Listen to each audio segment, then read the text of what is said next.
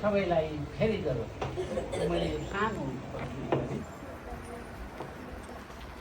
दाहाल यज्ञनिधि हुन् कवि क्रान्तिकारी, साहित्यमा अझ उनी गणतन्त्रधारी, उद्घोषणा विषयमा अद्वितीय राम्रो, जसको सुजन्म हुनुलाई दश भाग्य हाम्रो।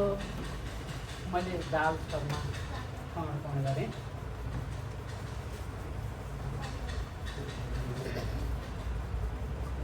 यज्ञनिधि दालकै विषयमा मैले आज अध्यक्षज्यू र महासचिवज्यूसँग पनि सल्लाह भएको थियो। यो 6वटा रचना सुनाउने ठाउँमा दाल सरको एउटा, दाल सरकै विषयमा लेखिएको अनि दाल सरको कृतिबाट 2टा अनि मेरो 3टा भएको हुनाले मैले यो पहिलोमा चाहिँ दाल सरकै विषयमा मात्रै केन्द्रित गरेँ। दोस्रोमा मात्रै आफ्नो रचना दालको सवाल। 2010 साल साउन 8 गते बिहिबार जाँदै गर्दा राति 10 बजे खोटाङ जिल्ला धारापानी खाले भन्ने गाउँ मरण गर्दा यज्ञनिधि राखिदिए नाउँ। दैलेखको दुल्लु गाउँ हो पुर्ख्यौली थलो, दासु भट्ट भन्ने थिए गर्ने सबको भलो। पूर्वतिर बसैँ सर्दै आए सन्तानले, दाहालले बिर्ता पाए खोटाङको खाले। भगीरथ चन्द्रदत्त थिए पहिले पुर्खा, पूर्णानन्द देव माया ठाणी बसे सुर्खा। पद्मलाल कृष्ण माया बाजे हजुरआमा, तारानाथ पिता कृष्ण कुमारी हुन् आमा। छोराछोरी 6जनामा देखि छोरी बितिन्, आगोभित्र अघेनमा जली जली मरिन्। यज्ञनिधि पुष्पनिधि शिवनिधि छोरा, दुर्गादेवी कल्पना हुन् 2टा छोरी भाका। सानो एउटा घर थियो थोरै मकै बारी, धान फल्थ्यो अक्षर तलाई ढाँडो खोला पारी। गाई बस्तु चराएर बित्थ्यो बालकाल, खाना लामा पुग्दैनथ्यो दुखी थियो हाल। 8 वर्षमा व्रत बन्द भयो कर्म अरे, चण्डीको मन्दिर वेदैसम्म पढे। मित्रनाथ घिमिरे हुन् गाए 2टा गुरु, न्यौपाने हुन् राम प्रसाद पढाउने सुरु। बाहुनाले संस्कृत पढी कर्मकाण्ड गर्थे, दान भेटी बटुलेर पापी पेट भर्थे।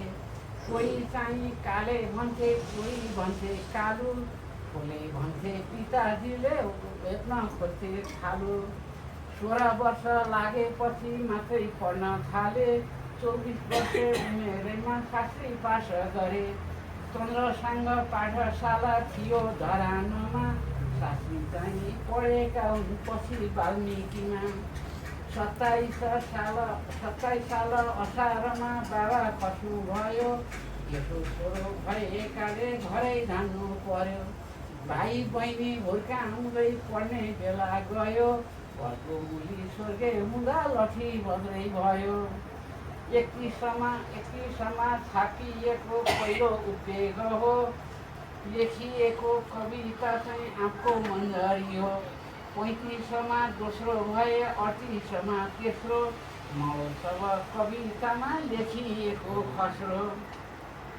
37को जेठ 2मा बिहा भएको हो, खेमराज माग्न जाँदा छोरी दिएको हो। रामप्रसाद आचार्य र भवानीकी छोरी, एमए पास थिइन् सुधा उज्याली र गोरी। जागिर थियो भानुमावि रानी पोखरीमा, रेडियोमा गएका हुन् सम्मत 34मा। साहित्यको संसारले पार्यो कोला कोला, जादु जस्तै अद्भुत थियो उनको बोल्ने कला। 42मा सरिहाले अनाम नगरमा, 58मा माथि सरे त्यो मन्डिघाटारमा। दाहालको दैलो भन्ने प्रसिद्ध हो नाउँ, रेडियोमा जदौ बोल्दा फर्किन्थ्यो रे गाउँ। 27मा बिते पिता 30मा हजुरबुबा, 35मा खस्नु भयो घरकी हजुरआमा। 46मा कल्पना र 66मा दुर्गा, बिहाल भो पुष्पनिधि शिवनिधि मर्दा ७५ साउन महिना 25 गते जाँदा अँध्यारो भो यज्ञनिधि पनि अस्ताउँदा आमाको मन भाँचिएर कसो भयो होला ८१को जेठ महिना फेर्नु भयो चोला दाहालको सिद्धान्त हो जरो आन्दोलन उत्साहले जागेको छ शोषितको मन स्वतन्त्रता प्रजातन्त्र समानताको हक नागार्जुनले बोकी हिँडोस् नमानेर धक नागार्जुनले बोकी हिँडोस् नमानेर धक यो मैले दार्जिलिङ